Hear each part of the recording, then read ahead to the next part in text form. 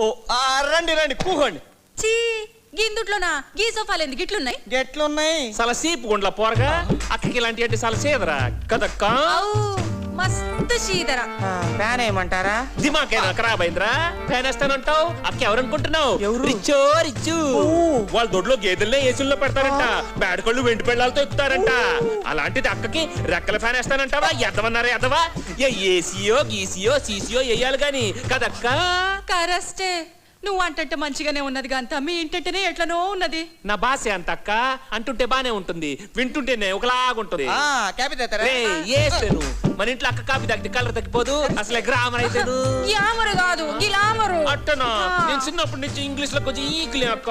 కదువసు మోసేస్తున్నాడు పద రా.